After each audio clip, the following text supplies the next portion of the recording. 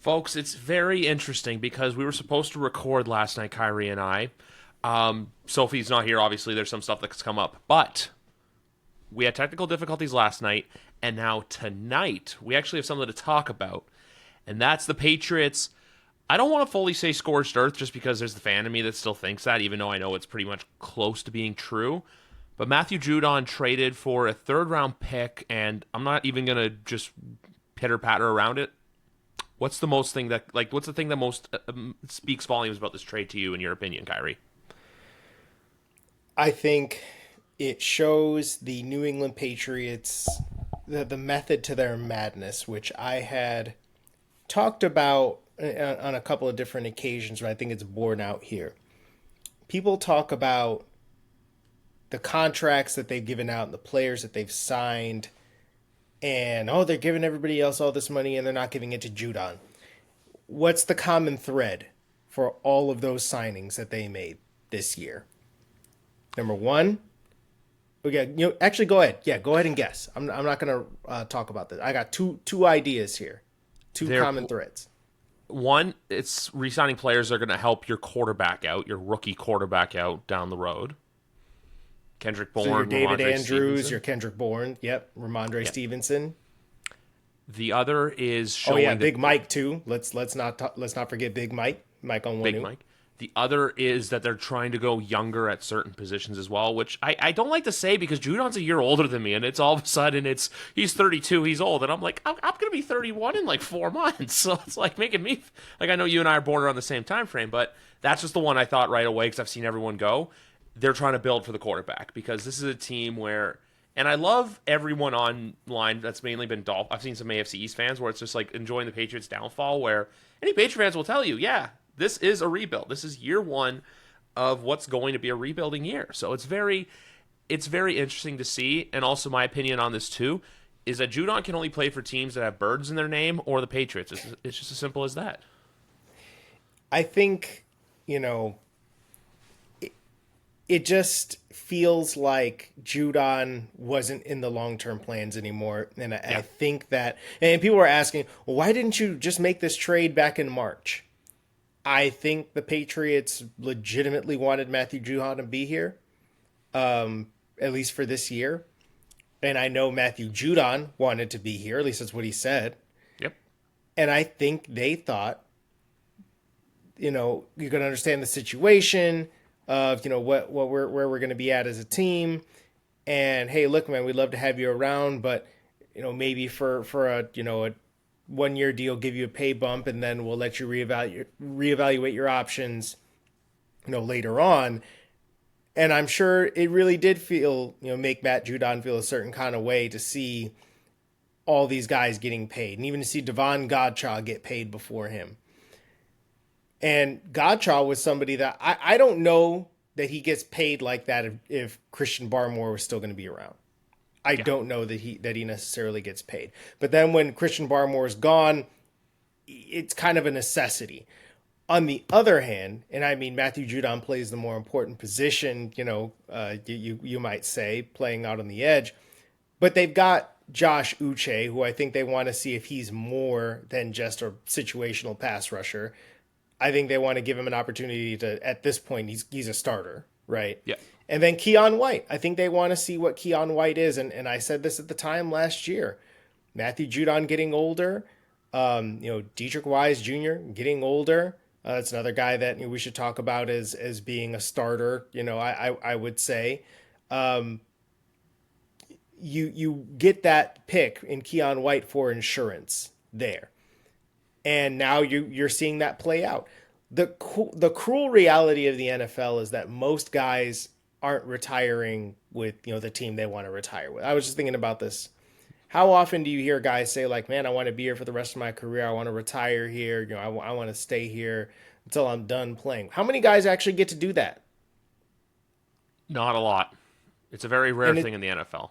yeah, and it's because look, it's a cruel business, man. I mean, if you get hurt or you get older and the production starts falling off and things get more expensive and you have a hard salary cap as a team, it's really tough to make this kind of thing happen. And I think again, the reality is, look, if you got a guy like Matthew Judon who's going to be 32 years old, just coming off a biceps injury. You got to have insurance plans. You got to have backups. You got to prepare for the fact that you're not going to have him forever. And I think that at this point, with Judon reportedly turning down multiple contract offers because it just wasn't what he wanted. I mean, look, this is the business, and I think you gotta understand where Judon's coming from. Coming into the last year of his contract, coming off a major injury, having no guaranteed money on your deal. I mean, that's not a situation that any guy in his position wants to be in. Throw out the, oh yeah, he's making $6 million or whatever. He's playing football. He's making $1 million. Throw all that out for a second and just think about it. Yeah. From our perspective, would you want to go in to the last year of your contract where you could get cut at any time and make nothing? Would you want to be in that position? Nobody would. Nope. That's the thing. It's literally that. He's looking out for himself. Now, I know a lot of people, look, it could be worse. It could be what's going on with Hassan Reddick because dysfunctional teams do dysfunctional things, but we're here to talk about the Patriots. The big thing with this is that you're right. He's 32. He's coming off a season-ending injury, and it's weird because and I'm going to go really morbid with an example here, but it's like when you lose someone who's been dealing with illness, but then once they pass, like once they go, it's no longer, like, hey, it sucks that they're gone, but that, look, they're no longer suffering. And I'm tying this into the Patriots example for as morbid as that is, because it's, hey, we would have loved to see Matt Judon stick around, but we know that for the team, for the long-term future of this team, it's what was best for business. It's what was best for this team going forward. We loved his time in New England. He willingly came here. He's one of the players that willingly came here post Tom Brady. Something, look, that's been hard to overcome. The 22 season, 23 and 24. Now this team, I love how everyone's kind of going and saying, like, this team's going to be bad, and you know what? They probably are. My big thing for this coming season has always been, show me something. Show me something so for 2025, we can get up and get excited. Show me something to where, we can draft a star wide receiver who may rap kiss kiss if Hard Knocks decides to come rolling through the door.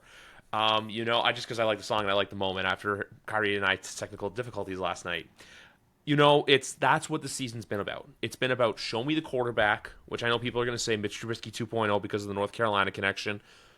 But Elliott Wolf has a plan, and you may not like it now, but you're going to like it down the road. It's kind of like, I'm going to go another metaphor. It's kind of like when you try to feed your daughter vegetables, something she probably doesn't like. She'll probably hate it now, but in 20 years from now, she'll probably be like, I love this. So then you can look at her and go, see, I told you. With the Patriots, where the long-term thing also comes through too, because the only teams that should be thinking short-term are the teams in a Super Bowl window. And the Patriots are far away from a Super Bowl window, and that's okay to admit. That's okay to look at the camera and say, the Patriots are going to be bad. They might be a more fun team to watch. They may do less stupid things, but at the end of the day, you have to know this team, it's not going to be all that exciting, but, like, show the fans something to where 2025, there's this, like, good sense of optimism coming in instead of just, oh, this is happening or that's happening. But even if 2025 is still bad, if this team can, like, if they can somehow beat a couple teams this year they're not supposed to, and even, I don't know, hell, the Arizona Cardinals beat the Dallas Cowboys in week 3 last year. It's the NFL. It's any given Sunday. Yeah. And even to your point, too, with the whole players looking out for each other, it's the exact same thing on what's going on with Brandon Ayuk. Obviously, that's a lot more of a stale road and a little more awkward to handle, but look, I know some people like to say the situation, oh, he's getting money, why is he not there? Because at the end of the day, in the NFL, you have to sell yourself to the team. You have to show to the owners, coaching, and management why I deserve this amount of money. And it's not that Matthew Judon had that argument here.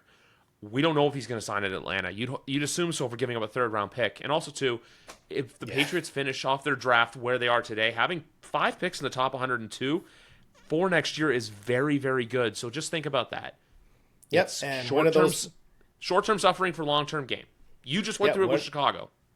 Yeah, that's a point I want to make. It's like, hey, that first-round pick might be real high now.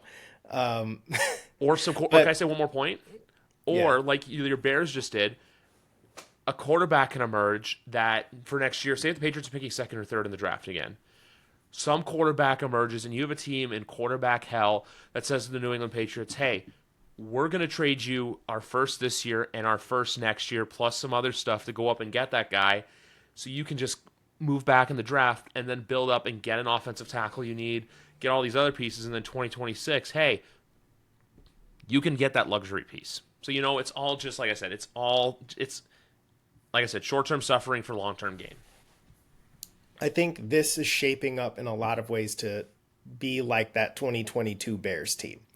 Though the timelines are they're a little bit different. And actually it's a bit more optimistic for the Patriots if you think about it. And the Judon trade is part of what made me think about it, right? So in 2021 the Bears were, they had, that was Fields' rookie year, and they finished 5-11 or something like that. And they, had a top 10, pick in the draft and all that good stuff. Or no, that's right. They gave it away because they traded it for Fields, right? So they did not have that first round pick that year. But they traded Khalil Mack away, right? So Khalil Mack was their best player, right? Yeah. But he had been hurt. He'd been having some injury issues, and he was owed a ton of money. And they were like, look, man, we're going to be bad. There's no point in having you around making this kind of money for a bad team. And they traded him away, and I think they got a 4th round pick back. And so you think about it, the Patriots beat that by getting a 3rd round back. Of course, it was because of expiring contract versus Khalil Mack was still making a ton of money. And the Chargers had to take that on. So slightly different scenario.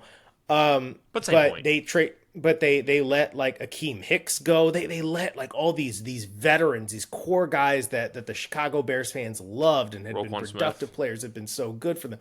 Yeah, and they traded away Roquan Smith in the middle of the last year, right after Roquan Smith. I think it was like Roquan Smith and Robert Quinn helped the Bears beat the Patriots, and they were just like, okay, that's it. That's the last win we need for the year. And literally it was the last win they got that year, was beating the Patriots. And they traded them all away, and they were just like, look, man, this is going to be building. It's going to be ugly. We're going to lose, but we're going to stay competitive. We're going to make sure that our young guys can develop. And I think where the Patriots are set up now, with all the cap space they've got, when Drake May eventually plays, if he's able to show promise and you get a full year of Gerard Mayo and you hear good things about him, and his leadership, I think this operation can turn around much more quickly even than the Bears did a couple of years ago. I think that is completely possible. Yeah, because the thing with that is just, look, I know, like, I still say this, that Patriot game was, the Bears game was ultimately the true downfall of, hey, who this team truly was in 2022. There's a lot of stuff that went wrong there. That was kind of like the downfall of Belichick's tenure, and also I think just Mac Jones as a Patriot in general. But with New England this year, look, it's going to be bleak, but I'm going to watch every Sunday because there's only 17 of these games a year. Especially once Drake May hits the field, you better believe it. Yeah, we will be there. There's also 3 receivers I need to point out. 2 who play for the same team who are owed a lot of money and whose owner doesn't care to pay their certain receiver a lot of money. And then there's another owner with a player who has a star in his helmet that people call me crazy for, and I've been saying it's a pipe dream for a year, but they are in a bad cap situation, and look, you owe them some money. So that's what I'm trying to get at now, where, look, you struck out on Calvin Ridley, you struck out on DeAndre Hopkins, for people who remember, and they struck out on Brandon Ayuk. Yes. But if you can come out this year and see, hey, Gerard Mayo is the kind of coach to play for, because more than that winning pedigree coach, which, look, the Andy Reids, the Harbaughs, the Tomlins to an extent, they still and always will exist. But look at the player. You want to be a player's coach now. Look at what Dan Campbell's built in Detroit. That's the perfect example of this. Yes. Dan Campbell. Well, I actually looked at this, right? So there was a survey that Fox Sports did last year about coaches that players most say they want to play for. Dan Campbell was top of the list. Mike Tomlin was right after that. And if you recall, right, this idea of, Brandon Ayuk saying, "Oh yeah, I'd rather go to Pittsburgh," whether or not he's actually going to go there, if you're just using them for leverage to get paid from the 49ers or what have you, you can buy that not because of the quarterback situation, but because of Mike Tomlin and because of the rest of the star power that they've got there. That can matter. And listen, people still wanted to come play for the New England Patriots even after Tom Brady left because of the reputation of Bill Belichick, because of the reputation of the head coach. And that's going to take some time. Everything about this Patriots operation is going to take time to build. They are starting over in so many ways. They're starting over in terms of the general manager, the team building philosophy. They're starting over from the head coaching position. They're starting over at quarterback, right? Three major pieces of this. It's going to take a minute. And I think that if you get off to the right foot here at the start of this year, look at what, and again, these are not going to be the Houston Texans from last year where they make a magical playoff run. That is not going to be in the cards for them. That is like literally the 0.001 percentile outcome. But if you get people talking about Gerard Mayo the way that people were talking about like DeMeco Ryans last year in terms of the respect and the way that he galvanizes people, the way that he communicates, which I think that in so many ways, I think Gerard Mayo has already done a solid job of that in a very difficult situation to manage. And then you get Drake May playing like a guy that, is like a young Josh Allen, where you can like, okay, I can see the vision. Like this guy can sling it. He's tough. He's athletic. The guys really, rally around him, and you start getting that word of mouth out there to some of these free agents or some of the teams that play. Like, man, Drake May was out there doing some stuff. Like when we were playing against him, like, man, I could see myself playing for a guy like that.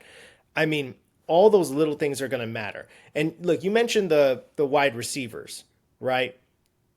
It just happened to be like this year was just not the time. And you can be mad at the Patriots all you want and be like, oh, the Patriots just didn't offer enough. They had to blow a guy away.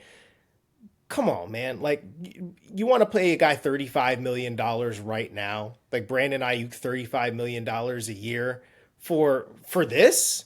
Yeah. I mean, he wouldn't, first of all, you can't get him to come here because this is just not the situation that a guy wants to be in. Yeah, I know Drake May is promising number 3 overall pick, but right now he is a theory. Okay? Nobody knows what he is going to play like. It's all projection. And these guys aren't taking anything on faith, or just anything on completely just blind trust. You got to show them. If Drake May shows people something by the end of this year, we are having a completely different conversation when it comes to free agency, the draft, trades, all that stuff next year. We are in a completely different realm. So it might be miserable for the win-loss column this year. I think if they manage, I mean, before the Judon trade, I was thinking like, okay, 6 wins I could see. I think if you get 4 or 5, you feel happy. You get out of this and you feel fine, because this is on paper not a good football team at all, remotely. The other team it kind of reminds me of in a way is what Arizona was last year. And I'll be honest with you, Arizona is that team this year. I'm not high on them to do well, but I'm high on them in the sense for where going into next year, people are going to say, hey, you know what? The birds in the desert are starting to fly around a little bit. If Kyler and Marvin Harrison Jr. can, build something. They drafted very well defensively. And also, too, there's a lot of crap they had to deal with post Cliff Kingsbury. So, in Arizona last year, too, had the same record as New England, but Arizona, too, they beat Dallas. They went into Philly and beat Philly with Kyler Murray wearing a Pittsburgh Penguins jersey. For folks out there who don't know, that's a rival for Philadelphia Flyers. So Pittsburgh, Philly, it was just a perfect villain angle, goes in there and gets a win. So that's where I'm looking at. You know what? Go and surprise some people. Go in there to where next offseason you have cats saying, I can't believe I just said cats because I hear that saying a lot with football players, but you have all these guys going, hey, I want to go play for Coach Mayo. Hey, I want to go play for May. And even though, because last year, I think there's going to be a huge difference, maybe not win-loss column this year to last year, but just the overall vibe in the room. Like, I remember seeing guys like, I think it was Kendrick Bourne, like riding a bicycle around in the locker room. There's a basketball net, there's like a full hoop in the middle of the locker room. Certain things have been done too. Like, do you remember that player survey that comes out, I believe, right before free agency around the combine? Oh, yeah. I think Kraft invested, like, once he saw how bad certain things were with, like, childcare being a poor grade, the gym being a poor grade. I think he pumped like $50 million into getting the gym up and running and to improve childcare rooms. So you know what, these players have somewhere to go. So that when a promising free agent comes here, hey, I got a great place I can work out. I got a great coach I can play for. I have a promising young quarterback. Oh, and my wife and kids, or my girl and my kids, can be taken care of in a room on game days. It's that perfect combination that can lure people back to Boston like it once did. Now, I kind of like the fact that New England's here right now because I'd rather them be here than, us going again, hey, if all goes right, 7, 8 wins, but then they're in that like mid ground, even though they do have the quarterback. It's kind of better now because, look, if I had to pick 3 teams right now where it's like no playoffs for sure, I'd probably say Carolina, Denver, and then New England. Those are probably the 3 I would go with, just because I think Denver is either they're going to miraculously rise in the ashes, or it's going to be scorched earth, and Patrick Surtain will be a Patriot next year. That's another wise thinking thought of mine. Because for everyone saying, "Oh, you need to get an offensive tackle," well, cornerback's a bit of an issue as well in this team, and Patrick Surtain I think is one of the better corners in this league. I still think he's underappreciated in a way, but that's neither here nor there. But it's just they got to kind of roll with the punches. I like the fact, too, that this team is not preaching a false identity. They're preaching, hey, we're year one of a rebuild. We're going to be who we are and who you think we are. And eventually, we'll be back to where we once were. And maybe, down the line, Banner 7 goes up in the rafters I'm trying to remember my direction. I believe it's in the south end zone where the banners are hung above the scoreboard. I think the north end zone is the lighthouse, and the south end zone is... because I know it's banners here, and then the press box is off to the right of the banners, if I'm not mistaken. You know what? It would actually make sense why I don't typically, I don't know that well, because I'm in the south end zone generally. Oh, so I got it right. Box. Well, so it's like, yeah, I'm generally in the south end zone, so I'm like right over there, but I can't see it, right? It's like I can't look up from the glass, or maybe I'm just tripping. But yeah, that sounds like that would be about right. I think it's really interesting to see how quickly things can turn around in the NFL when you press the right buttons. And so much of it depends on getting the quarterback right and the coach right. Yes.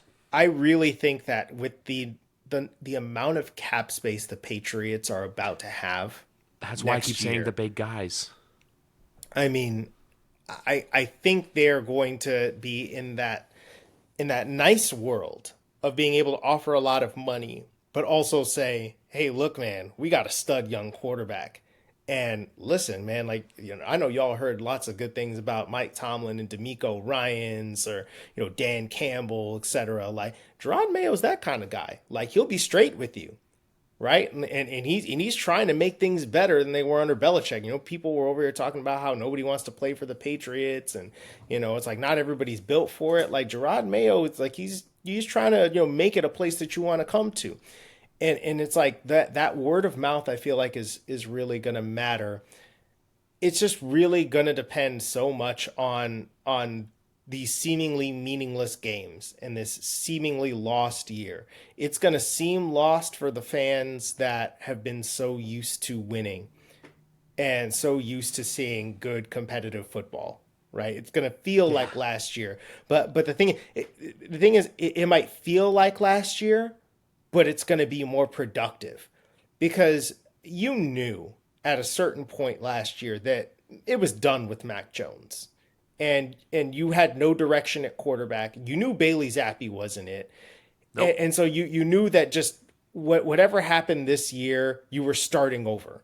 Next year, you're not starting over. You're building, right? This is the ground floor right now. We build up from here. And as somebody who grew up watching a franchise that went ground floor and built up a lot, or stayed at the ground floor for a while, and then had to figure its way to build up, I understand that New England Patriots fans are not used to this. And it sucks. And you got people that are kind of tripping. Like, I don't understand the vision. The vision is pretty clear. Yeah. And they're not lying to you about it. See, that's the thing. They're not lying to you about the vision. I think last year, with Bill Belichick, I think there was, yeah, okay, we're gonna like run it back the way that it used to be. But you knew from the last year that the team wasn't that talented and they didn't really do a whole lot to upgrade it. So it's kind of like, No. okay, yeah, we're just going to bring back Bill O'Brien and that's going to fix everything. He's going to fix Mac Jones and that's all we need. He tried to sell you on the idea that the coaching, as long as the coaching was fine, everything else was going to be fine, when we knew that wasn't the case. Okay? This year they're not playing in our faces. Okay, they have a plan. Whether we like the plan all the time or not is not the issue. They they have a plan. They have told us the plan. They have showed us the plan. And again, the Judon trade and not paying Judon, I've articulated this before. It's part of the plan, Yep. right? Like we both picked up on this and we both said it at the outset of the show. Do you help Drake May / are you young and are going to be around and be productive for a couple more years? And Matt Judon, I mean, as much as I love the guy and I'm going to miss seeing him in a Patriots uniform, it was really cool getting a chance to see him game in and game out. Gonna miss that. I wonder if he'll keep that in Atlanta or if he'll do something else. But the reality is he just didn't fit their long-term vision anymore. And it's predictable. Not because, oh, the Patriots don't want to spend money or the Patriots are a poorly run organization, but that's just the NFL now. Yeah, that's the NFL now. The one big point to it going into next season is this offseason, the amount of internal guys that had to get paid. Like we were saying, Michael Wenu got paid. Barmore, I know he's on the IR, he got paid. Ramondre Stevenson got paid. Kendrick Bourne got paid. Hunter Henry got paid. Kyle Duggar got paid. You know, there's all these guys who got paid. Devon Godchow by way of Barmore and his blood clot situation, which we're still hoping for the best for him.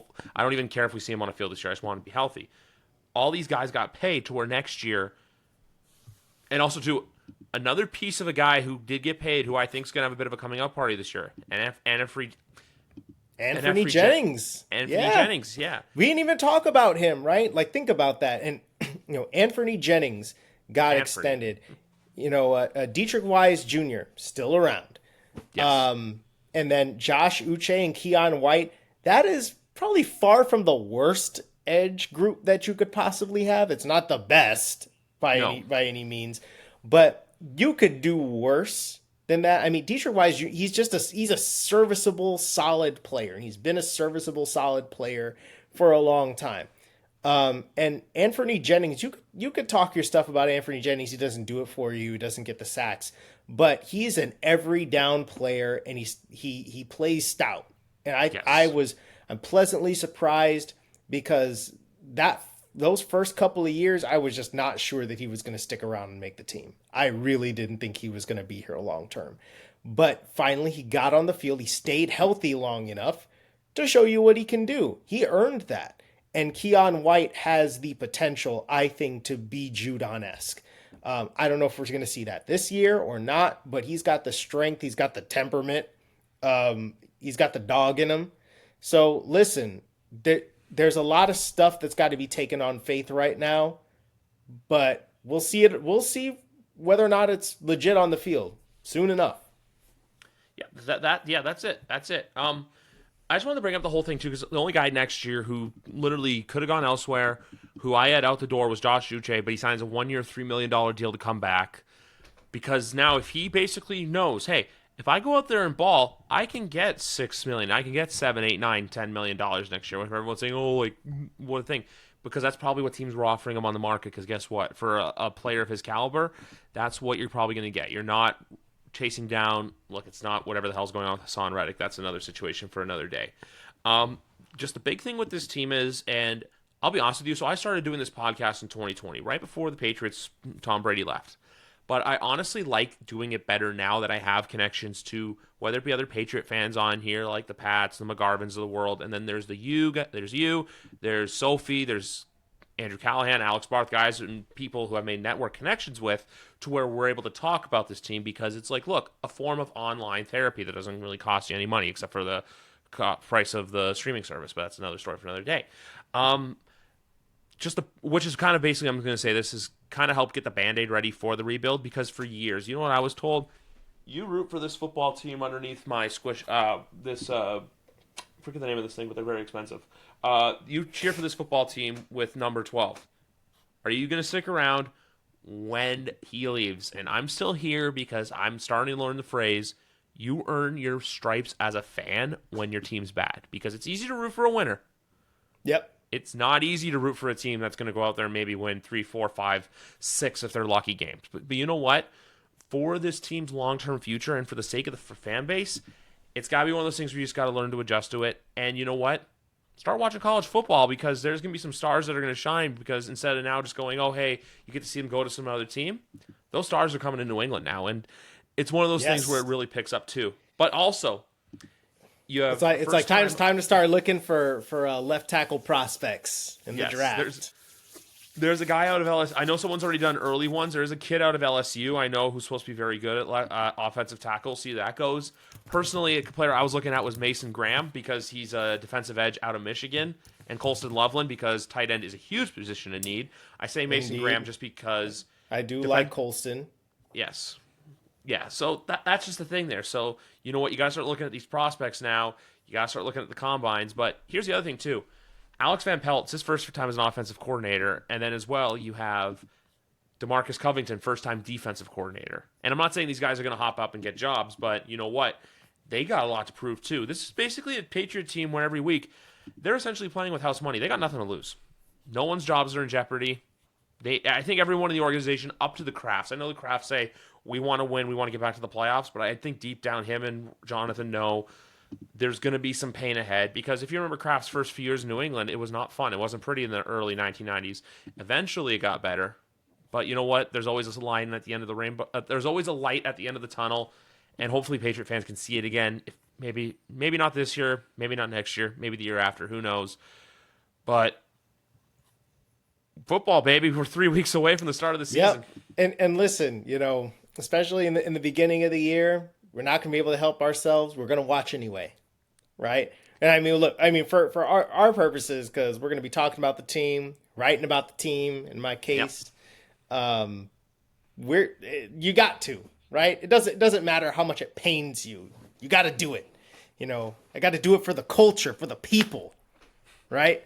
But I think regardless, you can find something to care about with this Patriots team going forward, whether it's Drake May, Jalen Polk, Baker, your young wide receivers, you can find something to care about there. Christian Gonzalez, you can find something to care about there, right? There are young building blocks that we are going to try to, that they are going to try to build up and make sure that they're going to be the next wave of guys getting paid, when it comes down to it. I'm going to make one last point on this as well. The only way they can be like Houston is in the sense of if they show something, you can start paying guys. How they went out and paid Danielle Hunter. They traded for Stephon Diggs.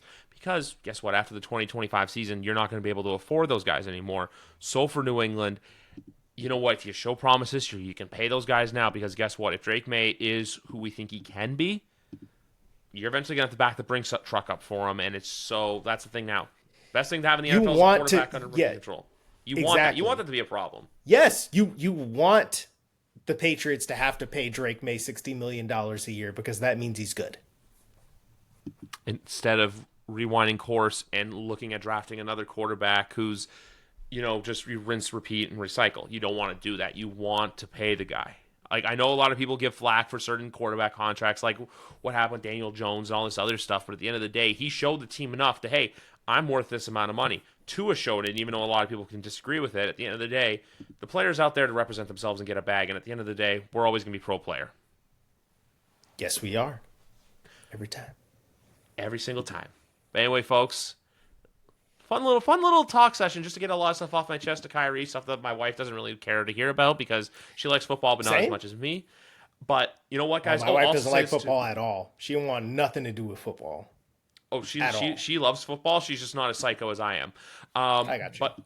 But also for the college football folks out there, don't make plans on Saturday, October 12th, because there's an insane slate of games you guys should watch. I'll look it up for you right now just because I know it's crazy. But you have Ole Miss and LSU, Florida and Tennessee, Ohio State, Oregon, Penn State, USC, and Oklahoma, Texas. That is a couch Saturday if I've ever seen one. Yep, I've slowly, not that I never watched college football, but I've slowly been converted into more of a, I gotta watch it all the time now. I've been converted into more getting to know the analysts and I don't have a team. I just like watching it for the sake of watching it. See that's the thing. I don't have a team. I went to the University of Chicago. The University of Chicago, they do have a football team. A lot of people don't know this. They do have a football team, but it's Division III. They stopped being, a college football powerhouse like 80 years ago or something like that. They were just like, yeah, we're focused on academics and rigor. Don't got time for all this football nonsense. Now, I did go to graduate school at Notre Dame, so I did get my taste of being around a real football program. They are usually just like, they just churn out offensive linemen and everything else about them just ain't it. Or no, offensive linemen and tight ends. Offensive linemen and tight ends. So I do feel like they churn out some solid defensive backs, like guys that aren't necessarily spectacular, but they'll just be around for like 10 years. Like Julian Love, right? Julian Love just got paid. Alohi Gilman's a guy that like I've liked for the Chargers, right? Like they just kind of hang around. You got to respect it. Yeah, that you got to respect. Don't draft an Irish quarterback though. No. Them and Bama quarterbacks too. I've noticed that trend as lately as well, where some Bama quarterbacks haven't converted well to the NFL. But I've said it a million times tonight. That's another story for another podcast. But you know what? Like I was saying earlier, we went on the college football tangent for a little bit. But for Khari Thompson, which Boston.com, all the stuff is on there. Boston.com. Check my guy out. I'm Griff. You guys stay tight as more football content's coming your way as we get closer to the season.